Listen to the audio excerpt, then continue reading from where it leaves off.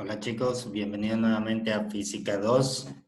Espero que ya les vaya quedando más claro y que hayan entendido todo lo que han estudiado hasta los momentos de la unidad 1. Ya entramos en la última semana de esta unidad y la semana que viene será la semana de evaluación de esta unidad junto con un repaso de dinámica rotacional. Hoy vamos a seguir resolviendo ejercicios correspondientes a dinámica rotacional.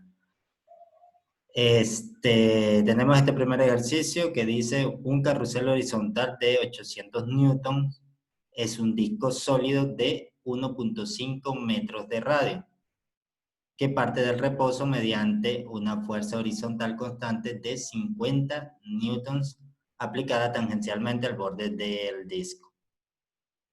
Piden encontrar la energía cinética del disco después que han transcurrido 3 segundos. Bueno, aquí ¿qué debemos hacer? Primero, bueno, si nos piden la energía cinética, nosotros vamos a lo que es nuestra ecuación de la energía cinética, que conocemos, que sabemos, como estamos hablando de un objeto rígido que se mueve de manera rotacional, va a ser la energía cinética rotacional del disco. Entonces, nuestra ecuación para la energía cinética rotacional nos dice que la energía cinética es igual a un medio del momento de inercia por la velocidad angular elevada al cuadrado.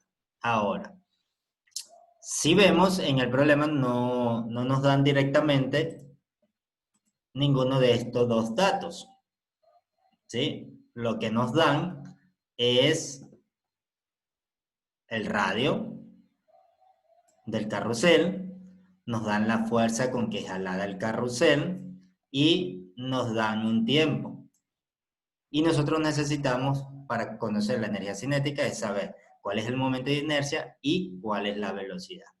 Bueno, de aquí, conociendo el peso del carrusel, que es esto que nos dan aquí, un carrusel horizontal de 800 newtons, es un disco sólido.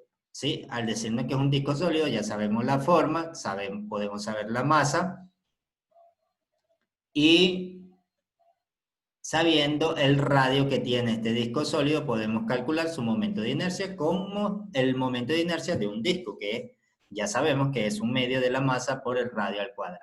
Aquí no tenemos masa, pero tenemos el peso, que es la masa por la gravedad. Entonces, si queremos la masa, simplemente dividimos el peso para la gravedad, que es 9.8 metros sobre segundos al cuadrado. Sí, allí tendríamos el peso. Entonces, primero calculamos el momento de inercia del cilindro como un medio de la masa por R cuadrado. Esto es igual a un medio de la masa.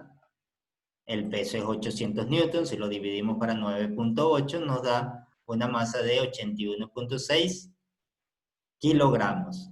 Y el radio del carrusel es 1.5 metros elevados al cuadrado. ¿Sí? Allí nos resulta un momento de inercia de 91.8 kilogramos por metros al cuadrado. Entonces, vean que aunque no estaba dado directamente el momento de inercia, era muy fácil calcularlo. De hecho, ya lo hicimos y ya tenemos ese valor. Ahora, nos hace falta saber cuál es la velocidad angular cuando lleva 3 segundos. ¿Sí?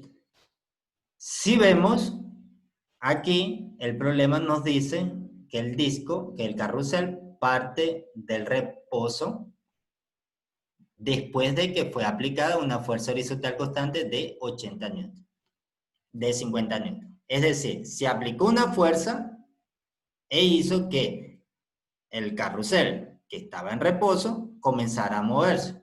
¿Sí? Si se aplica una fuerza y se cambia el estado de movimiento del sistema, entonces quiere decir que hay una aceleración. ¿Sí? Entonces, para calcular la velocidad, podemos tratar de calcular cuál es la aceleración que es producida por esta fuerza. ¿Sí? Recuerden que cuando una fuerza desequilibra un sistema, esta fuerza genera una aceleración. ¿Sí? Y la aceleración es el cambio de la velocidad con respecto al tiempo. La velocidad inicial era 0 y después de un cierto tiempo va a tener una velocidad final. Entonces, conociendo la aceleración del sistema, podemos conocer la velocidad del sistema. Entonces, tratamos de, a partir de estos datos, conseguir la aceleración. ¿Cómo lo podemos hacer? Como estamos en un movimiento rotacional, tenemos una fuerza que es aplicada, dice tangencialmente al borde del disco. ¿Sí? Si tenemos un disco, digamos que esto es completamente circular, ¿sí? Y este es el radio, si la fuerza está aplicada tangencialmente en el borde del disco, vamos a saber que aquí está la fuerza aplicada, completamente perpendicular al radio de aplicación o al brazo de aplicación de la fuerza, que ya lo conocemos, que es el radio 1.5 metros al cuadrado. ¿Sí? Entonces, al conocer esto, esto lo que es el torque. ¿Sí? Y la segunda ley de Newton para movimiento rotacional nos dice que el torque es igual al momento de inercia, que ya conocemos, por la aceleración angular. Entonces, podemos calcular la aceleración, torque igual al momento de inercia por aceleración. De aquí despejamos la aceleración angular, queda igual al torque entre el momento de inercia. El torque no es más que la fuerza con que es aplicada, 50 newton, por el radio, 1.5 metros, dividido para el momento de inercia que acabamos de calcular, 9.91.8 kilogramos por newtons por metros cuadrados, perdón. Hacemos nuestra sustitución, 50 newton por 1.5 metros, dividido para 91.8 kilogramos por metros cuadrados, y eso nos da una aceleración de 0.817 radianes sobre segundos al cuadrado, porque es una aceleración angular. Ahora simplemente usamos la ecuación de la cinemática y conseguimos para el tiempo igual a 3 segundos la velocidad. Sabemos que la velocidad es igual a la velocidad inicial más la aceleración por el tiempo. Conocemos la aceleración, la velocidad angular es 0, aceleración angular la acabamos de calcular, el tiempo es 3 segundos, simplemente sustituimos y vamos a tener una velocidad angular de 2.45 radianes sobre segundo.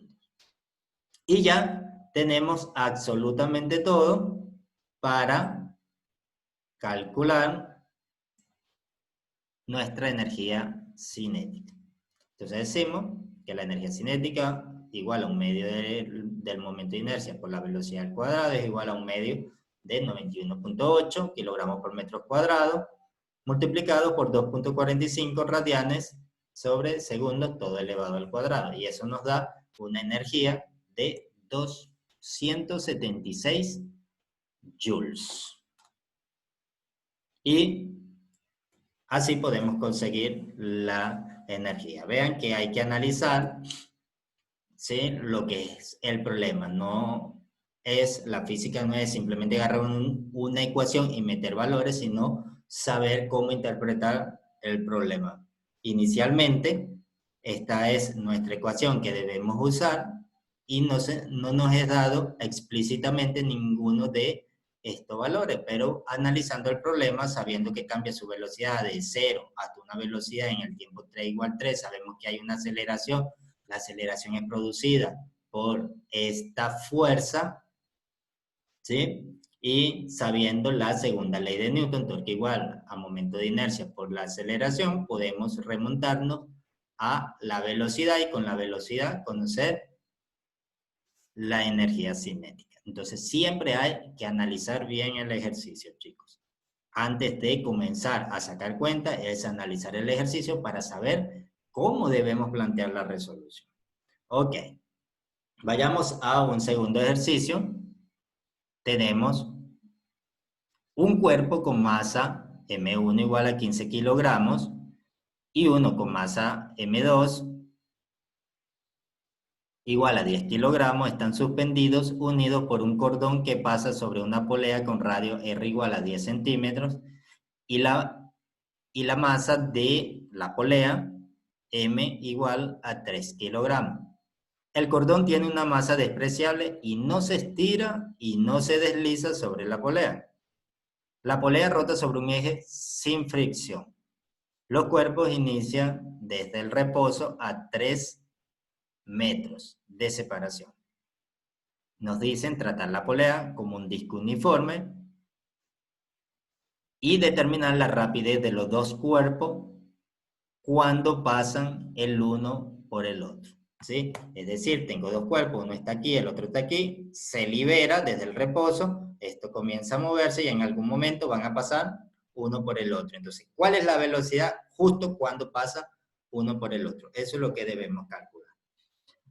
Para eso, debemos analizar el problema. Tenemos dos cuerpos con masa diferentes. Cuando se suelta, se libera de reposo, como las masas son diferentes, va a haber un desequilibrio y el sistema se va a mover en alguna de las dos direcciones. Entonces, inicialmente tenemos un sistema y para resolver el sistema necesitamos conocer un sistema de referencia. Entonces, cuando analizamos el problema, vemos que tenemos masa, tenemos una cierta altura, ¿sí? Estamos, suponemos que es en la Tierra, ¿sí? Todos los problemas los suponemos en la Tierra, menos que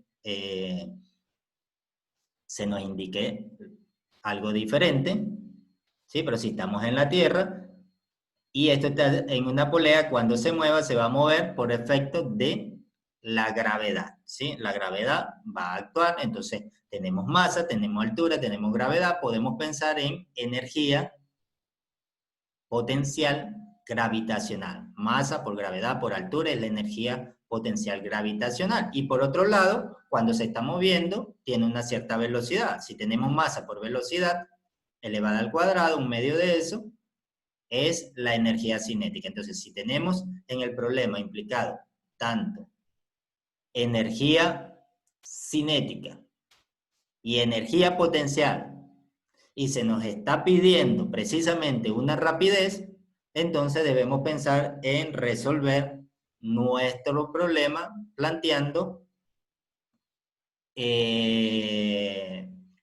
sea el principio de conservación de la energía, o sea el principio del trabajo y la energía. Entonces, si aplicamos el principio de conservación de la energía, vamos a decir que la energía cinética final más la energía potencial gravitacional final es igual a la energía cinética inicial más la energía potencial gravitacional inicial. Para saber cuál es la energía potencial necesitamos determinar el sistema de referencia, ¿sí? Porque como vamos a plantear precisamente una altura, tenemos que saber dónde se ubica cada uno de estos bloques para saber cuál es su energía potencial gravitacional. Entonces, lo más fácil que hacemos es elegir el sistema de referencia haciendo el cero gravitacional en el punto donde los dos bloques se cruzan, ¿sí? ¿De qué nos sirve esto?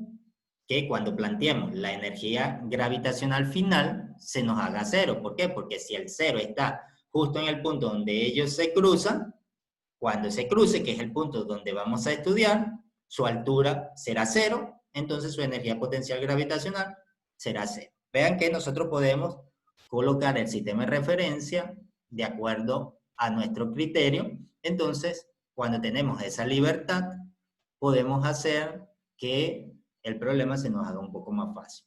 Como por ejemplo, en este caso, estamos haciendo que la energía potencial gravitacional final sea igual a cero y nos ahorramos escribir esa parte en la ecuación.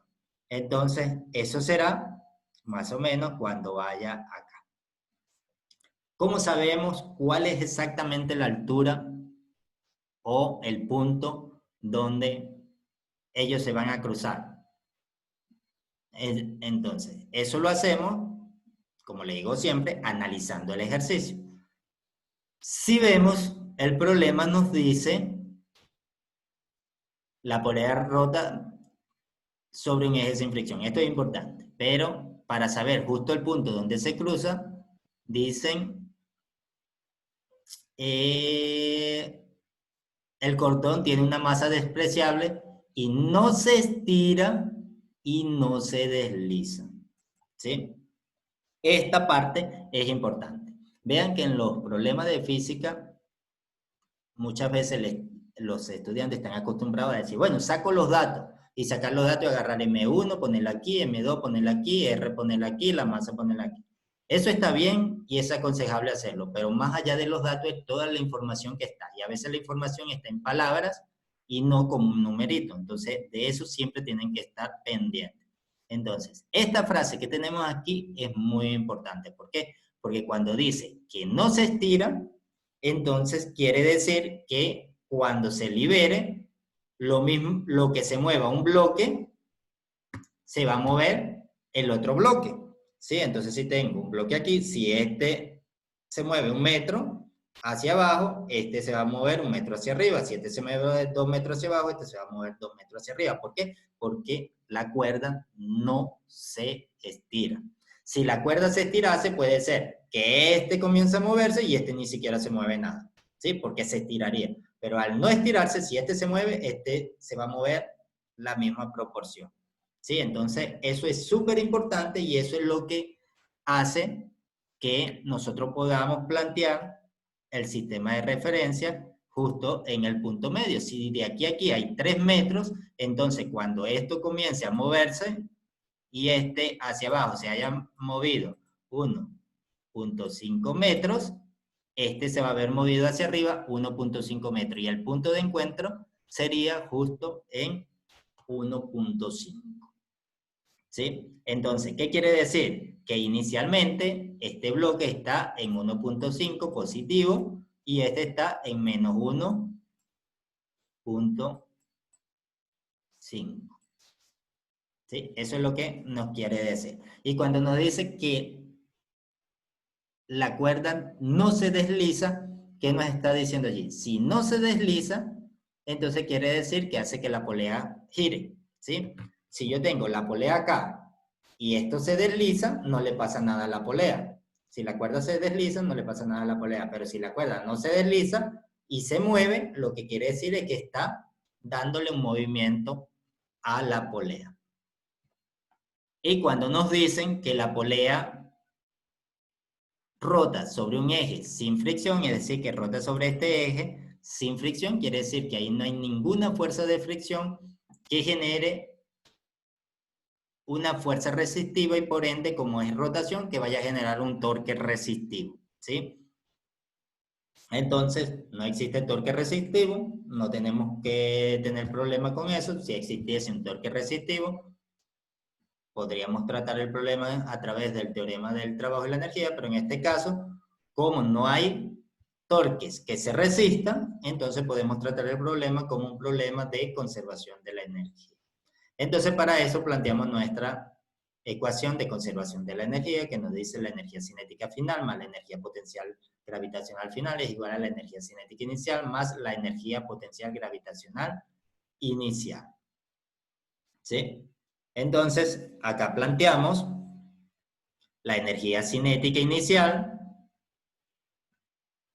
final, perdón, de la masa 1, es un medio de la masa 1 por la velocidad al cuadrado, más un medio de la masa 2, es toda la energía cinética final del sistema. Vean, cuando todo el sistema se mueve, se va a mover el bloque M1, se va a mover el bloque M2 y también se va a mover la polea. Y cada movimiento o el movimiento de cada uno de estos componentes del sistema aportan a la energía cinética total del sistema, porque la energía cinética total es la suma de todas las energías cinéticas, de la energía cinética de este componente y de este componente que tenemos acá.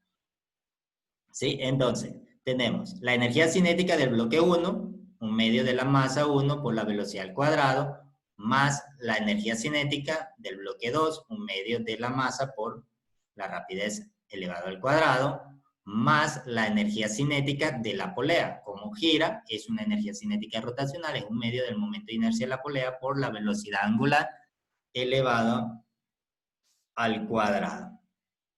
¿Sí? Y eso va a ser igual a la energía potencial gravitacional, tanto para, aquí me faltó un más cero, pero poco importa porque es cero. La energía potencial, bueno, esta es la energía cinética inicial, como nos dicen que parte desde el reposo, los cuerpos inician desde el reposo. Entonces, si inician desde el reposo, la velocidad inicial es cero para todos los componentes. Entonces, la energía cinética inicial es cero. Y nos queda la energía potencial gravitacional. ¿Sí?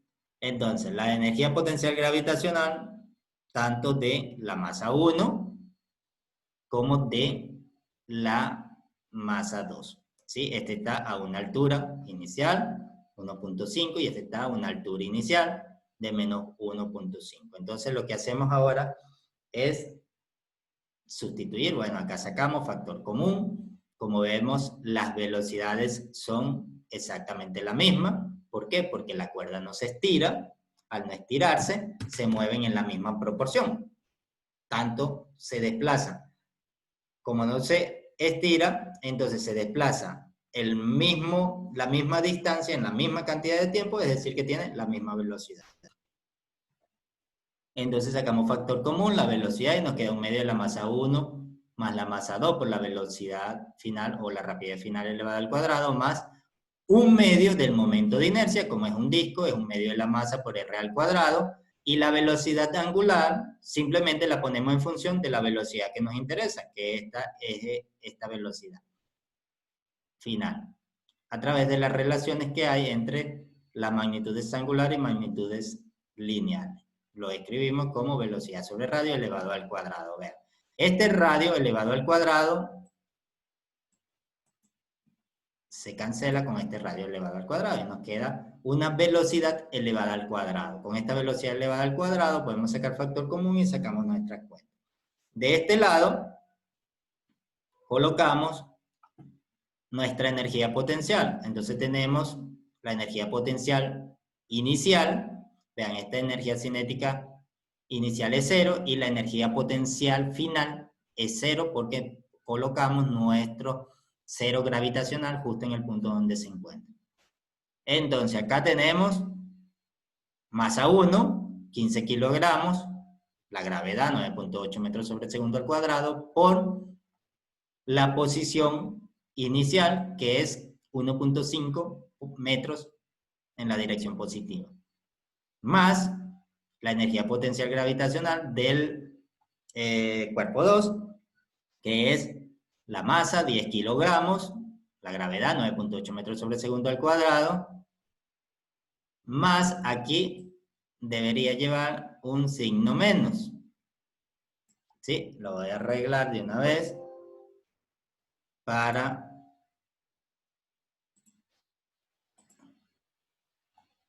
voy a poner un menos de una vez. Disculpen chicos, me equivoqué. Me faltó un menos. Lo voy a colocar de una vez para que ustedes los tengan. ¿Por qué menos? Porque habíamos dicho que nuestro sistema de referencia, al cero gravitacional, iba a estar en el punto donde se encuentra, que es justo en el medio. 1.5, aquí es 1.5 negativo. Y esto es acá, este punto es 1.5 positivo. ¿Sí? Nos queda esto. Al sacar las cuentas, nos va a quedar de este lado masa 1 más masa 2. Son 15 más 10 kilogramos. 26.5.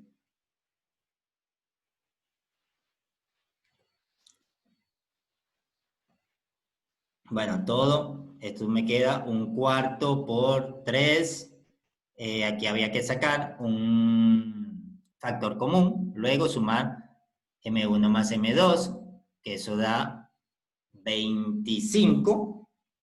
Sacábamos factor común, un medio, y nos quedaba 1.5 acá. 3 entre 2, 1.5 más 25, da 26.5, un medio de eso por la velocidad, la rapidez elevada al cuadrado, y todo esto que tenemos acá, ustedes sacan con su calculadora la cuenta, nos da 73.5 joules de energía.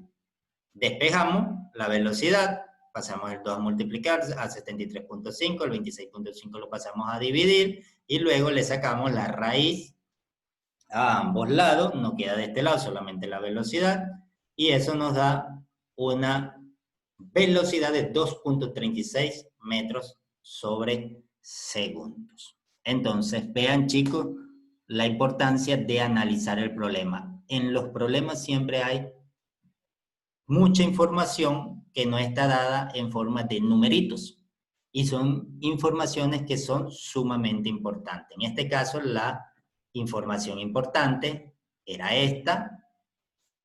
Bueno, en parte, una era esta: la cuerda no se estira. Si no se estira, quiere decir que se va a desplazar la misma distancia en el mismo tiempo, entonces la velocidad va a ser la misma. Eso es importante saberlo.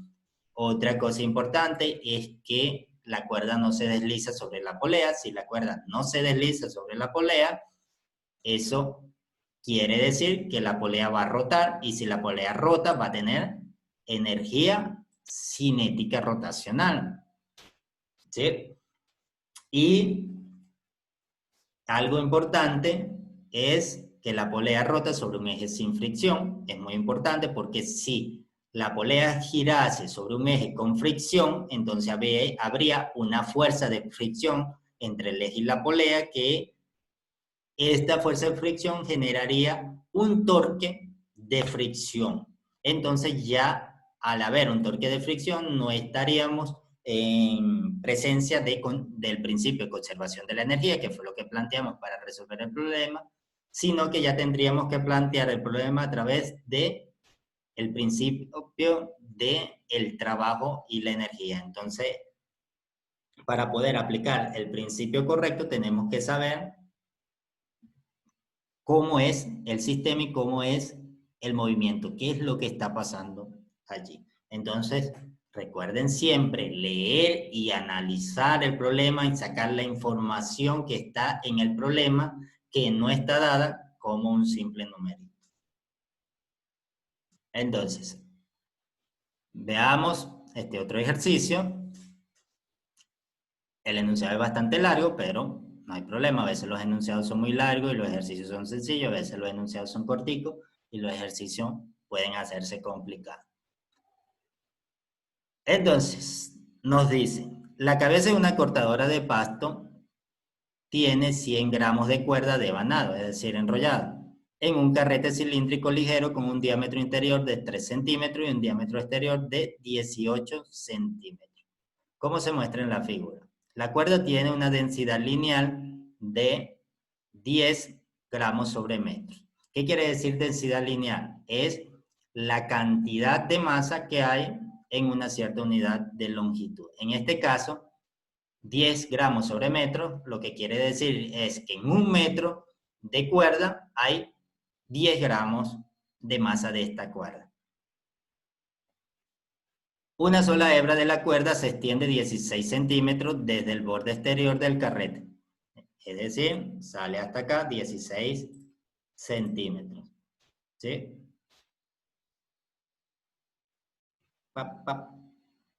Cuando se enciende la cortadora, aumenta su velocidad de 0 a 2500 revoluciones en solo 0.215 segundos.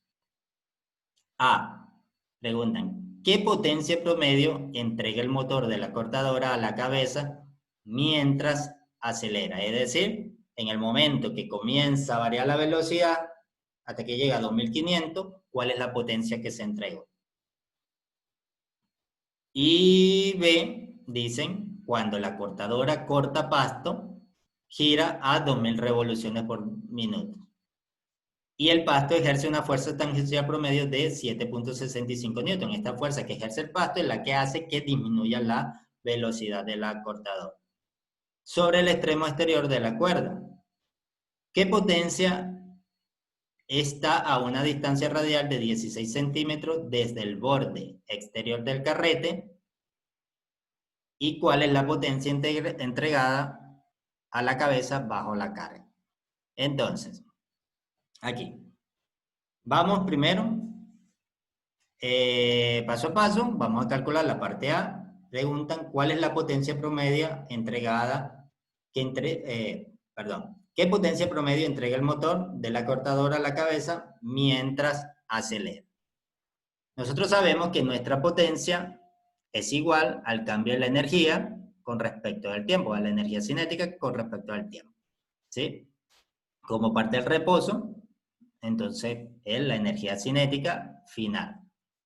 Y eso es igual a un medio del momento de inercia por la velocidad angular elevada al cuadrado, dividido para el tiempo que toma este movimiento. Entonces, ¿qué hacemos? Comenzamos calculando lo que nos piden acá. Tenemos un medio del momento de inercia. Vemos acá, no tenemos para nada el momento de inercia, pero tenemos todos los datos suficientes como para calcular el momento de inercia. Entonces, primero calculamos el momento de inercia de toda la cuerda que está enrollada. Si vemos la cuerda enrollada, como está en un carrete de forma cilíndrica, entonces va a tener, toda esa cuerda va a tener una forma cilíndrica. Entonces podemos calcular el momento de inercia de la cuerda que está enrollada en el carrete como un cilindro. Pero, como vemos acá, hay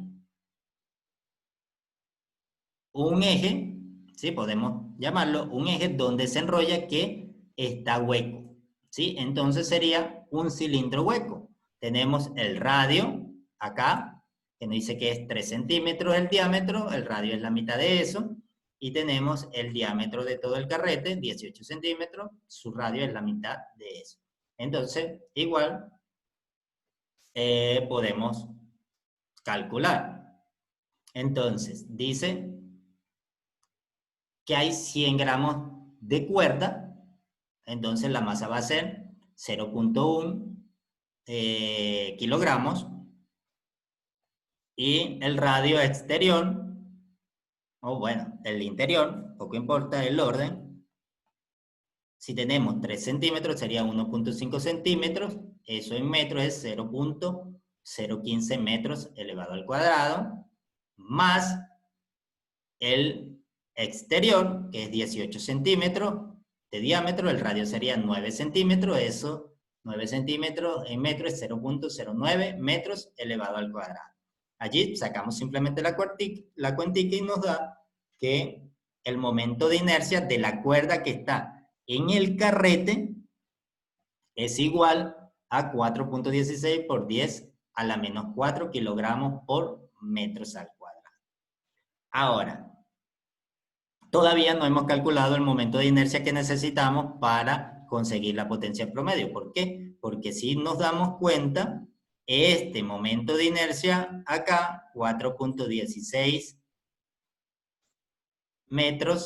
kilogramos por metro cuadrado, 4.16 por 10 a la menos 4 kilogramos por metro al cuadrado, es el momento de inercia de la cuerda que está aquí dentro de este carrete, pero hay este otro pedazo de cuerda que está acá, ¿sí? Entonces tenemos que calcular el momento de inercia de este pedacito de cuerda y sumárselo a este momento de inercia. ¿Por qué? Porque el momento de inercia sería la suma de los momentos de inercia, tanto de esta parte que está acá como de esta parte.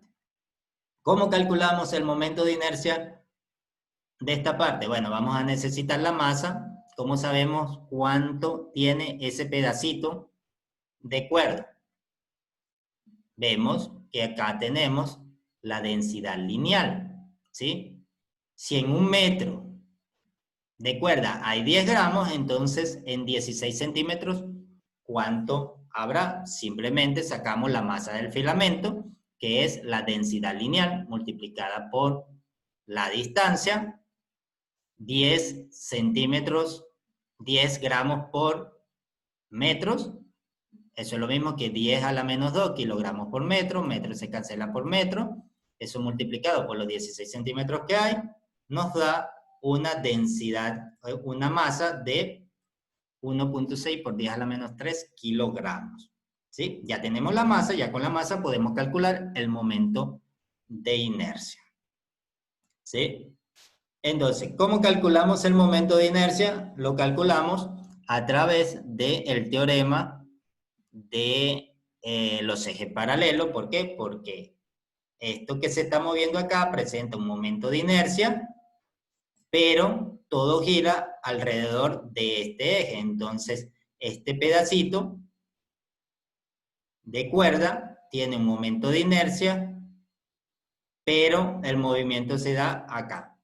Entonces, no se está dando justo en su centro de masa, sino que se está dando en una distancia paralela a su centro de masa. Vemos, su centro de masa estaría acá y esto está girando en un eje acá. Vamos a ver.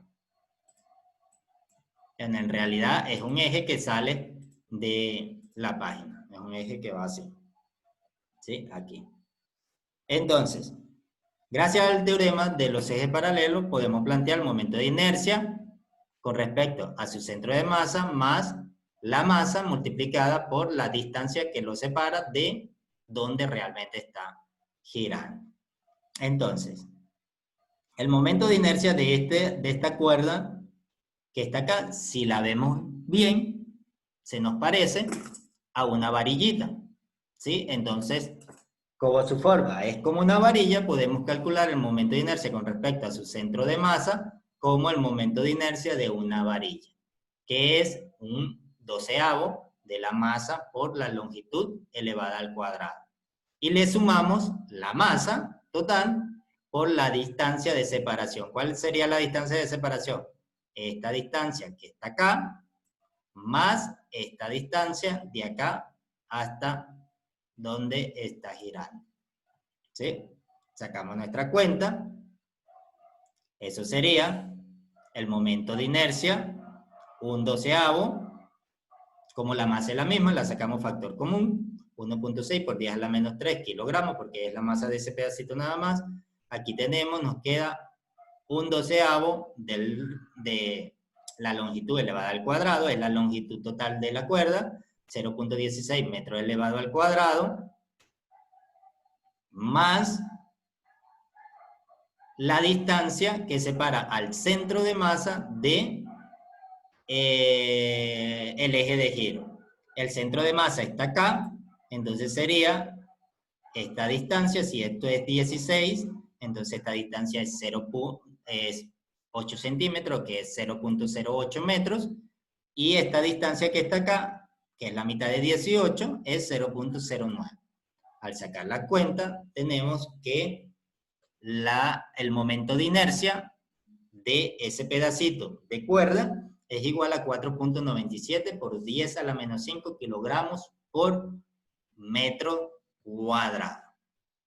Entonces, continuamos. Debemos así calcular la masa total o el momento de inercia, perdón, el momento de inercia total de todo el sistema, que es el momento de inercia de todo este carrete más el momento de inercia de esta varilla o cuerda en forma de varilla que tenemos allí. Entonces, ahí simplemente lo que hacemos es sumar 4.16 por 10 a la menos 4, perdón, kilogramos por metros cuadrados, más 4.97 por 10 a la menos 5 kilogramos por metro cuadrado. Cuando sumamos eso, pueden ustedes verificarlos allí en su casa con su calculadora, nos da un momento de inercia de 4.66 por 10 a la menos 4 kilogramos por metro cuadrado. ¿Sí? Y ya básicamente tenemos todo.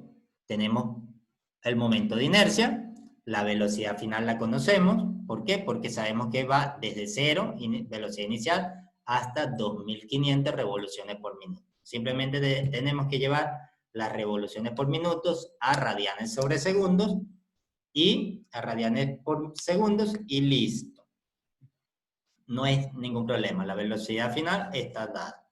Entonces, un medio, el 2 queda multiplicando aquí el tiempo, ¿sí? Nos quedaría el momento de inercia, 4.66 por 10 a la menos 4 kilogramos por metro cuadrado, dividido para el tiempo, 0.215 segundos. Este 2 es del medio que está acá.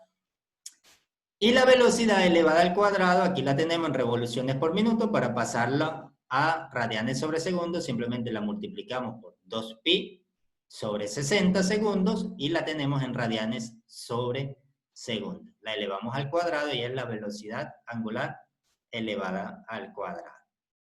Eso nos da un valor de 74.3 watts de potencia, ¿sí? Entonces, es el valor de la potencia entregada cuando se enciende la cortadora y su velocidad aumenta a 2500 revoluciones por minuto en 0.215 segundos. Ahora, la parte B nos dice cuando la cortadora está trabajando, la tienen cortando el pasto, gira a 2000 revoluciones por minuto. ¿Debido a qué? Cuando está en el aire puede girar a 2500, pero cuando ya está cortando, el pasto ejerce una fuerza sobre la cabeza, sobre la cortadora, el pasto ejerce una fuerza sobre la cortadora y hace que se reduzca un poco su velocidad. ¿Hasta cuánto se va a reducir? Hasta 2000 revoluciones por minuto. El pasto, esta fuerza tangencial que ejerce el pasto sobre la cortadora, nos dicen que es de 7.65 newtons sobre el extremo exterior de la cuerda. Y que dicen que todavía está a una distancia radial de 16 centímetros. Es decir, esta distancia no cambia, se mantiene siempre acá. Desde el borde exterior del carrete hasta el extremo.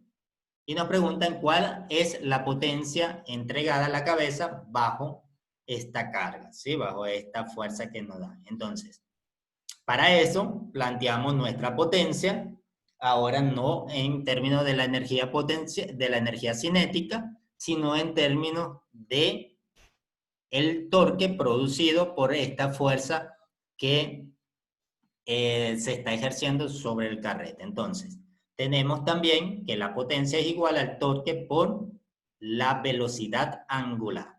¿El torque a qué es igual? A fuerza por distancia.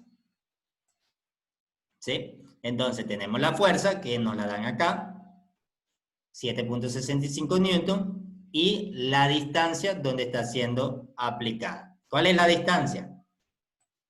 Desde acá se está aplicando una fuerza, viene toda esta distancia, pero el torque se genera aquí, ¿sí? Este es el eje de giro del torque, entonces esto vendría hasta acá. Entonces la distancia sería estos 16 más estos 9 centímetros que está acá. Entonces sería en metros 0.16 más 0.09 metros. ¿Multiplicado por quién? Por la velocidad. ¿Qué velocidad? Ya no es 2500, sino 2000 revoluciones por minuto. Nuevamente, para llevar revoluciones por minuto a radianes por segundos, multiplicamos por 2pi y dividimos para 60 segundos. Y al sacar la cuenta, esto nos da una potencia entregada de 401 watts de potencia. Y eso es todo por hoy, chicos. Voy a tratar de que coordinemos una tutoría para esta semana, como siempre. Siempre podemos tener tutoría para aclararle las dudas. Si ya llegaron hasta aquí, espero que hayan entendido todo lo anterior. Si hay algo que no les queda claro, aprovechen la modalidad virtual asincrónica que estamos teniendo, en la cual estos videos lo pueden ver una y otra vez, lo pueden pausar, regresar, todas las veces que quieran para que le quede claro. Pero si aún le queda alguna duda, no duden en anotarlas y plantearme sus inquietudes en la tutoría que tendremos esta semana. Bueno, chicos, esto es todo. Chao, chao. Espero entiendan todos y éxitos en su estudio. Chao, chao.